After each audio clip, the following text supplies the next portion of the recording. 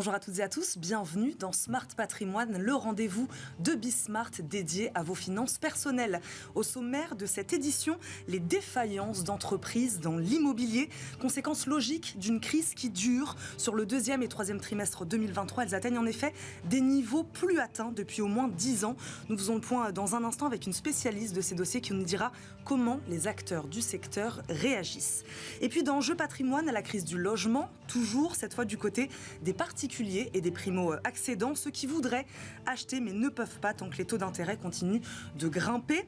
C'est pour ça que le gouvernement a lancé le dispositif PTZ, prêt à taux zéro. Il annonce cette fois un assouplissement de ces conditions pour permettre à davantage de personnes d'y recourir. Mais cela sera-t-il suffisant? Et enfin, dans l'œil du CGP, le patrimoine des mineurs. En tant que parent, vous souhaitez peut-être commencer à transmettre votre patrimoine à vos enfants.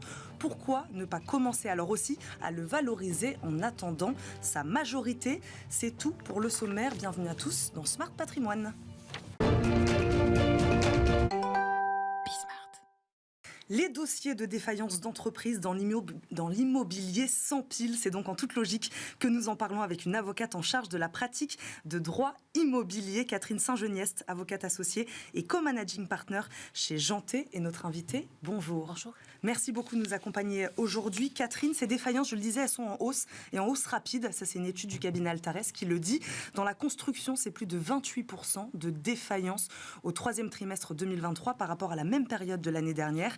Les défaillances dans le secteur des agences immobilières, elles continuent de doubler avec 98% pour 172 unités, soit son plus haut niveau depuis 10 ans. C'est ce que je disais. Catherine Saint-Geniest, est-ce qu'on peut rappeler d'abord ensemble ce qu'on entend par le terme défaillance d'entreprise?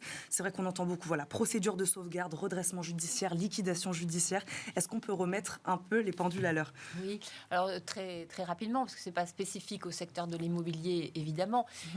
Il faut bien distinguer les procédures de sauvegarde et les procédures de redressement judiciaire, liquidation judiciaire. Donc en matière de sauvegarde, on a deux types d'actions qui sont la conciliation ou le mandat ad hoc. Et là, on a des entreprises qui se mettent sous procédure de sauvegarde, qui ne sont pas en état de cessation des paiements. Donc elles sentent qu'elles ont des difficultés majeures et donc elles vont demander soit un mandat ad hoc pour les aider, donc un tiers qui va être nommé par le tribunal de commerce, qui va les aider à résoudre une difficulté particulière, soit une procédure de conciliation. Elles ont par exemple une catégorie de créanciers qui leur pose une difficulté et là encore, il va y avoir un tiers à l'entreprise qui va intervenir pour les aider à négocier avec les créanciers. Donc se mettre ainsi sous la protection du tribunal de commerce, c'est la première étape. Et on n'en arrive pas forcément donc toujours à la liquidation judiciaire. La liquidation judiciaire, c'est le bout de la chaîne. Donc avant, il y a éventuellement cette étape de conciliation, de sauvegarde, qui n'est pas obligatoire, évidemment. Si c'est la cessation des paiements, l'entreprise a l'obligation de déposer son bilan. Ça veut dire que là, elle se place sous le régime du redressement judiciaire. Redressement judiciaire, ça veut dire qu'il y a des perspectives de redressement. Donc on doit normalement en sortir par un plan de redressement. Là aussi, protection du tribunal de commerce, un administrateur judiciaire, un commissaire qui est un magistrat du tribunal de commerce qui va suivre l'évolution de la situation de l'entreprise et la liquidation judiciaire, soit si on n'arrive pas à trouver un plan de redressement, soit si le plan de redressement échoue, ou procédure simplifiée, on va directement à la liquidation judiciaire quand le tribunal de commerce considère que décidément il n'y a plus qu'à démanteler l'entreprise, céder les actifs, traiter les sujets de salariés, etc. Est-ce que là, on sait dans le détail combien de pourcentage? Là, j'ai parlé de chiffres qui étaient quand même assez impressionnants. Tous ne vont pas jusqu'à la liquidation judiciaire. Non, on n'est pas. On est au début de ces difficultés. On espère pouvoir les contenir justement par ces procédures de protection des entreprises. Et c'est vrai, vous avez cité les entreprises de travaux, les promoteurs, les agents immobiliers, évidemment, les notaires, on peut citer également, et d'autres acteurs qui sont en difficulté, c'est certain. Mais on n'est pas dans une vague de défaillance. Il faut aussi rappeler tout de même que on a eu l'effet Covid, c'est-à-dire en 2020, 21, 22, on a eu extrêmement peu de défaillance des entreprises qui étaient soutenues par l'ensemble des mesures gouvernementales. Et c'est normal qu'on ait un rattrapage. Voilà. Cette hausse des dossiers, est-ce que vous la constatez, concrètement? Oui, on la constate, puisqu'on voit bien, par exemple, dans le secteur de la construction, qu'on a des c'est bien de séparer les deux quand même, Catherine Saint-Geniès, voilà, l'immobilier et le secteur de la construction. Les sujets sont liés, on est dans un secteur où tous les acteurs se tiennent la main, c'est certain, mais dans l'action de construire, vous allez avoir les entreprises de travaux qui négocient des prix et qui se trouvent aujourd'hui dans une situation où elles ont en général des marchés de travaux à forfait. Elles ont négocié un prix, elles ont négocié des délais. Les prix flambent. L'approvisionnement en matériaux est un secteur tout à fait tendu et également on a du mal à trouver de la main-d'œuvre. Donc cela fait pour les entreprises de travaux des délais qui dérapent et des prix qui flambent. Donc elles essayent de les répercuter sur les promoteurs avec des difficultés quand on a un marché à forfait, évidemment. Les promoteurs reçoivent les biens immobiliers à commercialiser avec retard, parfois avec des surcoûts. On a donc des difficultés liées aux pénalités de retard qui doivent se négocier entre les différents intervenants. Et en plus, ces promoteurs-là, une fois qu'ils ont reçu les produits dans ces conditions difficiles, ils ont du mal à vendre. Et là, on passe au sujet vente. Et les ventes, on le sait... C'est plutôt dans ce sens-là que ça marche. C'est pour ça que vous vouliez commencer par le secteur de la construction. Exactement. Et les difficultés dans le secteur de la construction. Alors là, c'est le neuf dont on parle. Donc, l'immobilier a des difficultés dans le neuf, mais aussi dans l'ancien, c'est certain. Mais globalement, on sait qu'on a des ventes qui sont ralenties parce qu'on a des gros problèmes de financement. Et pas seulement dans le résidentiel. C'est pareil, une entreprise qui aujourd'hui... veut construire une unité de production, elle a exactement les mêmes difficultés. Il faut qu'elle trouve un investisseur pour acheter le terrain et il faut ensuite que celle-ci négocie le marché de travaux, ce qui est difficile. Chacun va prendre des risques dans cette opération de temps instable et on va avoir aussi des difficultés forcément au cours du chantier. C'est la question que je posais en préambule de cette émission, comment les acteurs, vous les suivez d'ailleurs en suivant ces dossiers-là, comment les acteurs du secteur aujourd'hui s'organisent pour réagir à ça? Alors, dans le secteur de la construction, il s'organise un peu a posteriori pour ce qui a déjà été conclu. Donc, selon la règle qu'un arrangement vaut mieux qu'un procès, c'est évident puisqu'il faut aller vite. Quand on a un chantier en cours, quand on a une entreprise qui est défaillante, qui ne va plus pouvoir commander, par exemple, les matériaux pour poursuivre le chantier, le promoteur a intérêt à trouver une solution. Donc, on essaye de trouver des solutions, de négocier les pénalités de retard, de voter des prix complémentaires pour essayer en tout cas de ne pas bloquer le chantier. Ça, c'est impératif. Mais on voit aussi que certaines opérations finalement ne se font pas. On a des échecs de négociation et on a des contrats pour les nouvelles opérations qui sont ralentis parce que chacun va regarder les clauses à la loupe. On n'est pas encore dans le retour de ce qu'on appelle les MAC clauses qui vient du droit anglo-saxon et en droit français sont les clauses d'événements imprévus qui sont au détriment de l'une des parties, donc qui permettraient de négocier. C'est pas l'usage dans ce secteur-là où on privilégie les marchés à forfait, effectivement, pour que les parties sachent exactement où elles vont. Donc tout ça donne une crispation finalement générale dans les opérations. Une crispation générale et pourtant j'ai l'impression que vous n'êtes pas non plus si pessimiste que ça. Vous dites qu'on sent une tendance, qu'on est au début. Moi, j'aimerais quand même vous poser la question. Je le disais, peut-être une suite logique d'une crise qui dure aussi, ces défaillances d'entreprise. Quelles sont selon vous les conséquences, quelles pourraient être en tout cas les conséquences à long terme de toutes ces défaillances dans un secteur qui est donc déjà bien impacté? Il y a beaucoup d'éléments qui nous font penser à la crise post-Lehman Brothers 2009-2010, juste après septembre 2008. Et à l'époque, on s'était dit on va tout régler en 1 an, 2 ans et on va repartir. Ça a été évidemment beaucoup plus long que ça. On a mis pratiquement 10 ans à revenir là où on était avant la crise. Ici, la situation est quand même pas la même. D'abord, on a appris, mais on a certains éléments. On a par exemple, la hausse des indices qu'on retrouve comme on l'avait eu en fin 2008, avec des valeurs locatives qui se tassent, voire qui s'effondrent, et des taux d'intérêt qui augmentent. Donc ces disparités-là, il faut absolument qu'on trouve un moyen de les aplanir, et il faut que les différentes parties qui sont face à face trouvent des solutions. Et aujourd'hui, elles semblent plus disposées qu'il y a une vingtaine d'années, finalement, à le faire. Merci beaucoup Catherine Saint-Geniès d'avoir répondu à nos questions. Je rappelle, vous êtes avocate associée et co-managing partner chez le cabinet Janté. Merci beaucoup d'avoir été avec nous dans Smart Patrimoine. Tout de suite, c'est Enjeu Patrimoine.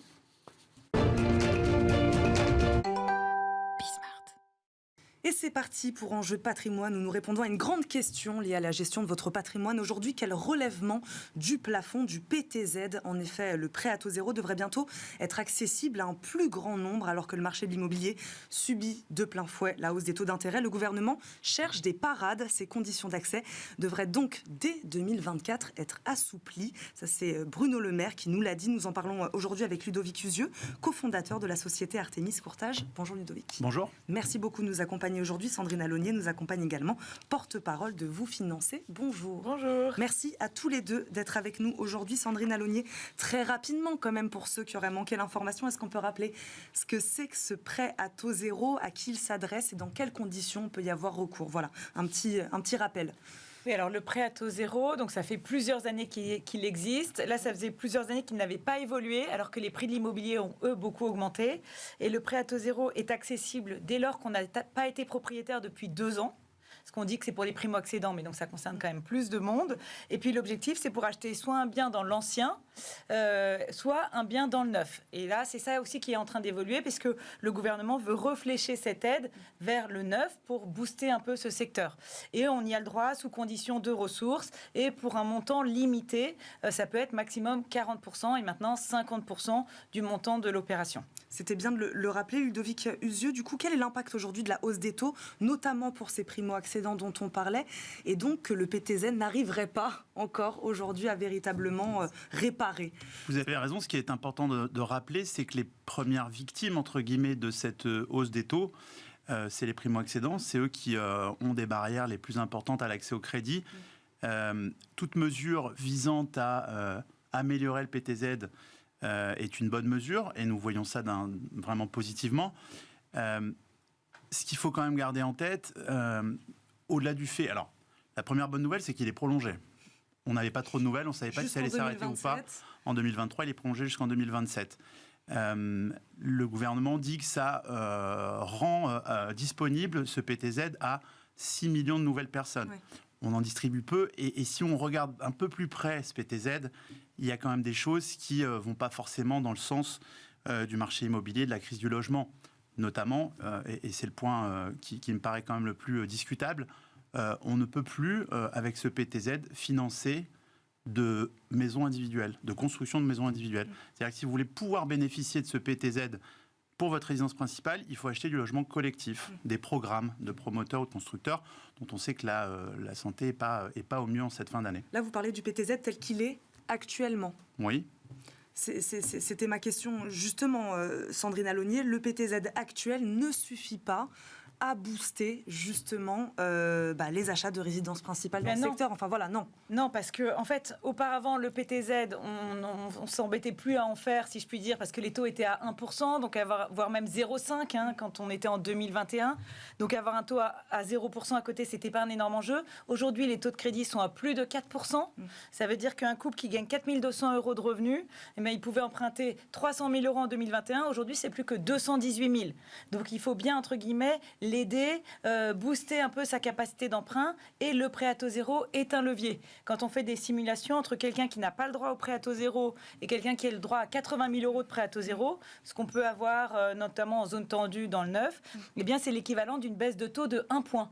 Donc c'est vrai que le prêt à taux zéro va venir, sur le papier en tout cas, gommer la hausse des taux de 1 point. Et du coup, ça c'est quand même indispensable, puisqu'il y en a sans prêt à taux zéro, ils vont avoir un taux d'endettement au-delà des 35%. 35%. Et le fait d'avoir ce prêt à taux zéro, comme on n'a pas besoin de le rembourser sur les premières années, ça c'est très important, c'est le différé de remboursement, et bien du coup on a une mensualité lissée et ça vient du coup faire diminuer l'endettement. Donc aujourd'hui, il y a des gens, on est capable de leur dire, vous avez un projet dans l'ancien, on ne peut pas vous financer, vous êtes à plus de 35%.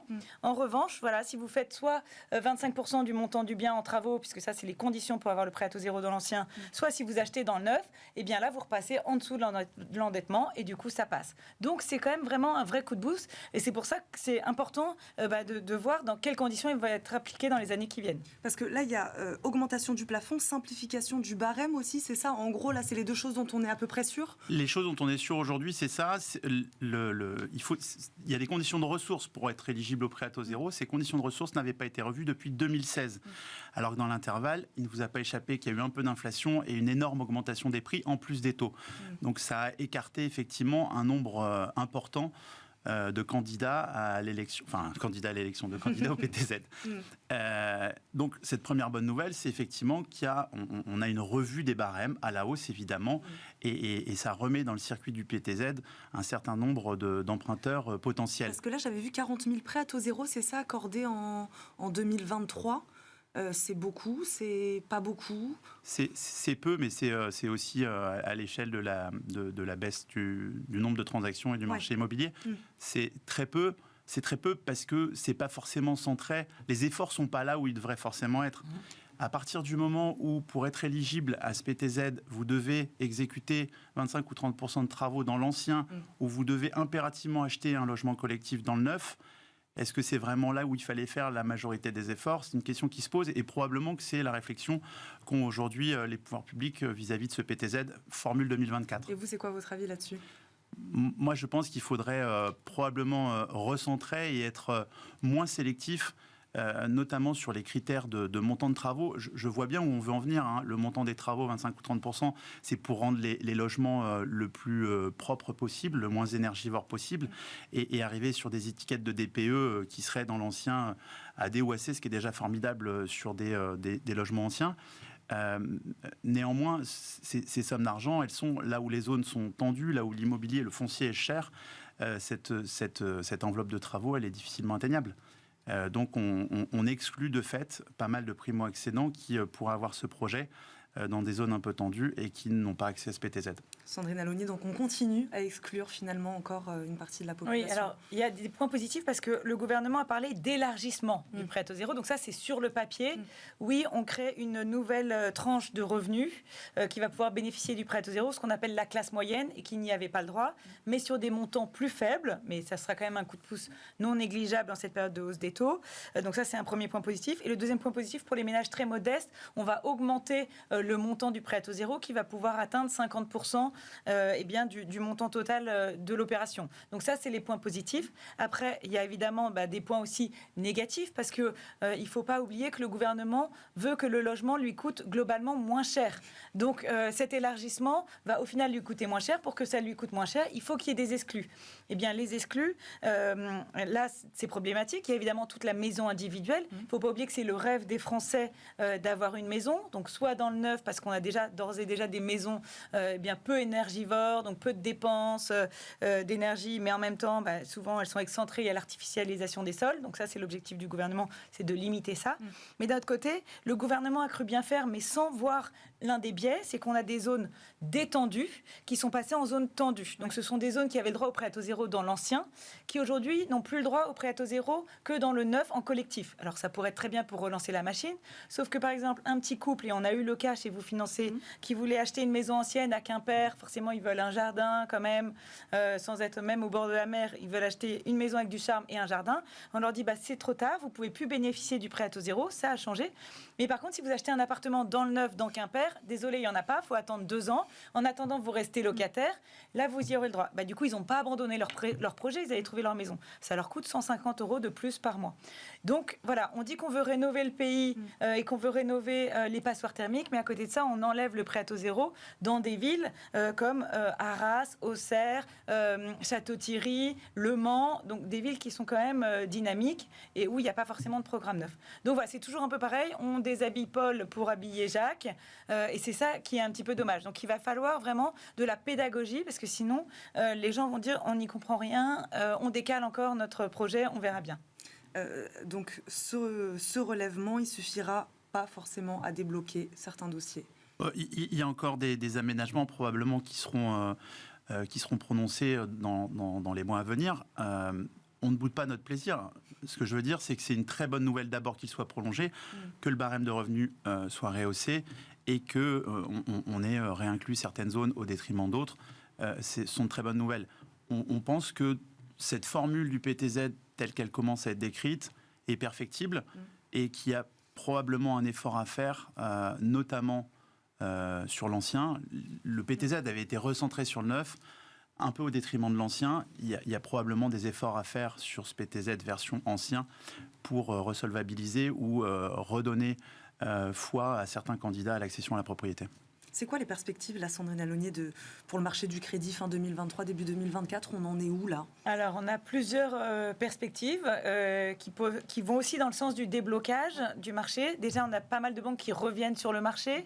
Résultat, ça recrée une concurrence interbancaire qui fait qu'on a moins d'augmentation de taux. Donc, ça augmente toujours, mais moins rapidement. On a même 2 banques qui ont baissé leur taux. Donc, c'est déjà un premier signe, en tout cas, qu'on est vers une accalmie. Et puis dans les perspectives, on a le Haut Conseil de stabilité financière qui va tenir à nouveau sa réunion, je crois, le 5 décembre, en tout cas début décembre, et qui pourrait revoir à la hausse le plafond de 35% d'endettement. Donc ça, ce serait un vrai coup de pouce pour les primo-accédants et les investisseurs de pouvoir, au cas par cas, aller au-delà de ces 35% d'endettement. Et puis, on va avoir aussi les taux d'usure, donc les taux plafonds. Jusqu'à combien ? Peut-être jusqu'à 35, 38, on ne sait pas, ou peut-être juste au cas par cas, ou peut-être qu'on pourrait laisser aux banques la latitude de déterminer elles-mêmes à qui elles ne veulent pas, auprès de qui elles ne veulent pas respecter cette norme. Ça, c'est dans l'enveloppe de dérogation, voilà, qui est actuellement de 30%, mais qui est trop normée pour qu'elle puisse l'appliquer. Donc ça fait quand même des bonnes perspectives. Moi, j'aurais tendance à dire que le pire est derrière nous et que même si les taux restent élevés, en tout cas, ça permet au gouvernement de prendre conscience et de prendre la mesure de l'état du marché et du coup de tenter de desserrer des vis. Est-ce que ce sera suffisant ? En 1 minute, ouais, pareil, c'est ça, c'est plutôt... on va vers le mieux. Je suis d'accord avec Sandrine. En tout cas, pour l'accès au crédit, on va vers le mieux. Et effectivement, la remise en concurrence des banques, notamment, quand vous aviez dans certaines régions 2 ou 3 banques, c'était compliqué de négocier âprement les conditions. Il y a pas mal de banques qui sont de retour. Ce qu'il va falloir observer maintenant de près, c'est l'état de la demande et du marché primaire, de l'immobilier, du nombre de transactions. Avant, on avait des clients et on n'avait pas de crédit. Aujourd'hui, c'est un peu l'inverse, entre guillemets. C'est-à-dire que les portes se réouvrent, certains guichets réouvrent, mais le marché est un peu mou en ce moment, le marché de la transaction. Merci beaucoup à tous les deux d'être venus sur le plateau de Smart Patrimoine. Ludovic Usieux, je rappelle, vous êtes le cofondateur d'Artémis Courtage. Sandrine Alonier, porte-parole de Vous Financer. Merci beaucoup d'être venus sur le plateau de Smart Patrimoine aujourd'hui. On termine par l'œil du CGP.